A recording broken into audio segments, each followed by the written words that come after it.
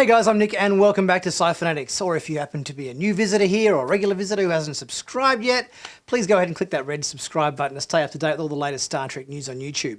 So today we're talking about Episode 3, Star Trek Discovery, Season 4, which is entitled Choose to Live, the Qowat Milat related episode. It was an okay episode. I wasn't blown away by it, but it was a fine episode. We're going to take a look at this episode, break it down, give my review, and see what it was all about. We had an A, B, and a C story, with the A story obviously being Burnham and Tilly and Gabrielle Burnham chasing down Giovanni, the warrior nun who'd gone rogue. We had Culber and Adira trying to reintegrate the grey consciousness into his synth body. And we also had Stamets and Book on Navarre, dealing with the Science Council there and trying to unlock a little bit more of the data that they'd extracted from the anomaly in the previous week's episode. It probably was a tiny bit underwhelming, I found. I thought, based on the trailer and some of the promotional material or whatever, I thought it was potentially going to be a little bit more exciting than it turned out to be. It sort of felt maybe a tiny bit flat, I thought, in terms of the whole chasing down of the nun thing. It all sort of resolved itself relatively soon. And then we sort of got a few scenes that kind of felt like a little bit of sort of filler material to me. Now, starting with a look at the A story, I kind of felt like it sounded quite an exciting premise. In the whole briefing, they had this warrior nun, she obviously Qowat Milat, trained, elite trained swords person. It was obviously Discovery's job in conjunction with the Navarans and Gabrielle Burnham to track her down. So I thought this is going to be a great chase across the galaxy. They're going to be going to be sword fights. There's going to be a ship chase or something. It sounded like it had a lot of potential to be quite an exciting on the run, apprehend the fugitive. It could have played out a lot more exciting than it really did. And when they were pursuing the nun, it did seem a bit absurd that they were forced to not use phasers and they had to use swords. It's like, are you ridiculous? Like, if you're trying to capture this person who's killing everyone throughout the galaxy and they're only equipped with a sword, then you've got to bring a gun to a sword fight. That's the only way to solve the situation. So that kind of seemed a bit silly. In terms of the science stuff we had going on Navarre with Book and Stamets, most of the time the Navarans were kind of just meditating to try to mull over the scientific data that Book and Stamets got in the previous episode. It became more about Tarina giving Book a mind meld and allowing him to experience a scene we'd already seen in the previous episode, but from kind of a different perspective or whatever, so that he saw his nephew looking at him one last time or whatever before the planet got blown up. There weren't any huge extra revelations about the anomaly in this episode. I think it was kind of a bit more of a setup episode and a sort of a dealing with an emotions side of things, I think, with this episode. Similarly with the whole storyline with Culber and Adira and Gray. The whole Adira Gray storyline almost undermines the Adira character. Adira is a very intelligent character, very clever. Part of the whole point of traveling the stars on starships and stuff as part of the Federation or Starfleet or whatever is you're working in an dangerous environment, and every now and then, people are put in dangerous situations and people die.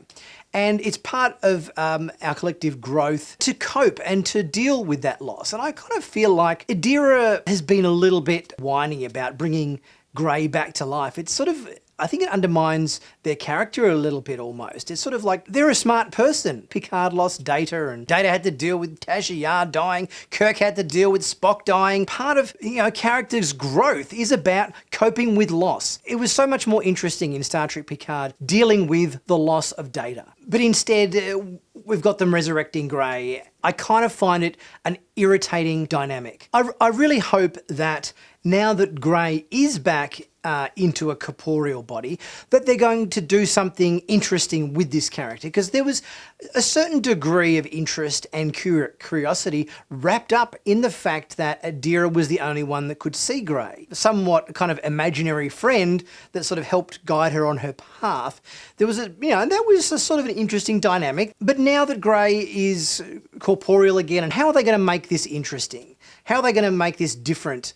Because it already had a point of difference, and they've taken that point of difference away and made it something standard, or something that isn't as unique as it could have been. It was already unique, and they've removed that uniqueness by just making Grey corporeal again. So I would be interesting to see where this dynamic is going to go for the remainder of the season. We got a cool new look at the new bar set. There's now a bar, like a 10 forward style hangout on the Discovery. And in the background of this shot, this looks like we missed out on some really entertaining stuff. We've got the new Ferengi bartender.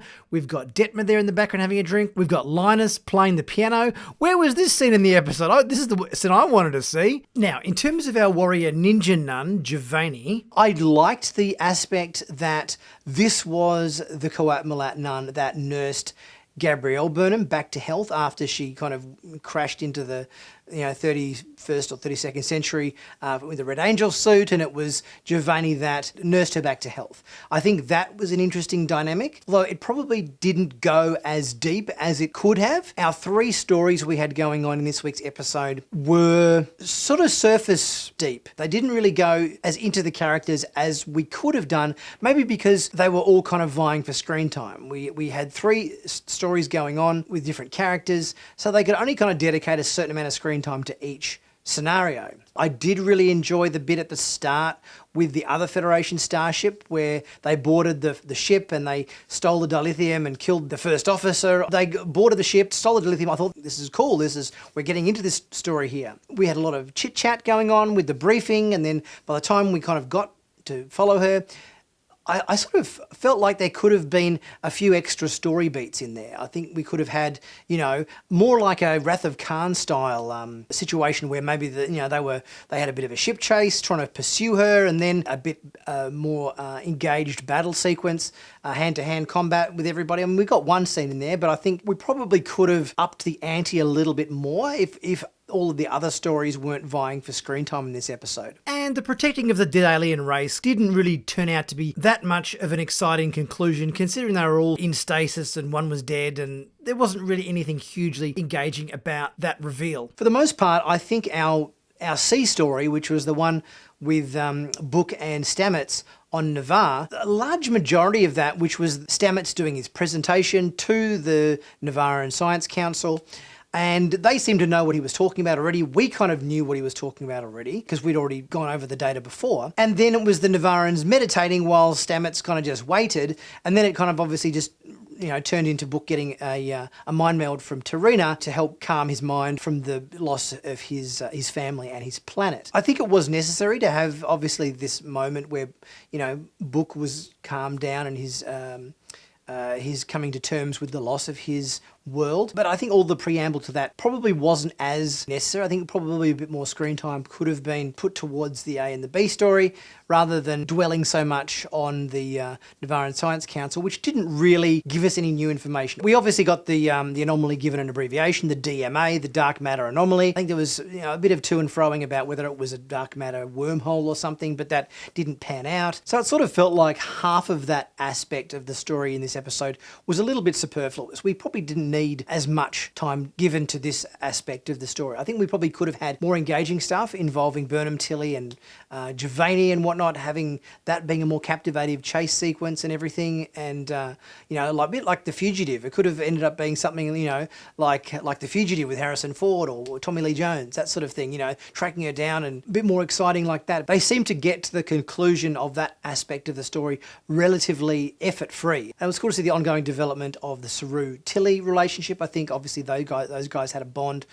last season, which seems to be continuing a little bit here. Nice to see Saru's quarters again. It's always very interesting, his quarters, all the plant life. It's more like a big greenhouse than a quarters, which is quite interesting. The other story we kind of had going on in this episode, which almost made it a D story. So not only with the A, B, C story, we also had a potential D story with the whole Tilly being confused about her position. She's unsure of herself. She's doing counselling with Dr. Culber. She's talking to Saru. There's a lot of different beats going on in this episode with different characters. And I think this episode probably suffered from a little bit of overdevelopment of trying to jam too much into one episode. But it does certainly seem like they're setting up Tilly for a potential shift. I kind of feel like she's feeling a bit out of sorts. She doesn't kind of know her place. She's second-guessing herself after losing the ship to Osara last season. Things are feeling a little bit off-kilter for Tilly. So it kind of almost feels like the writers are setting her up for a transfer or a complete sea change of some kind. So whether she gets transferred to a different ship or changes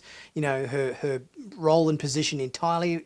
But it seems like Tilly is in for some kind of large change coming up, and that seems like the direction they're kind of pushing that character in. There were even some parallels between Tilly's journey and the Qowat Milat journey, the whole choose to live, choosing your own path, choosing what direction you go, taking one direction and then ending that journey and going on another one. So there was some definite parallels there in terms of the Qowat Milat way, choose to live.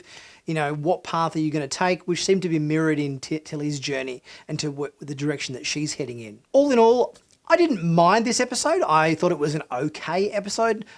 By no means a mind-blowingly fantastic episode. It had a lot of stuff, in it.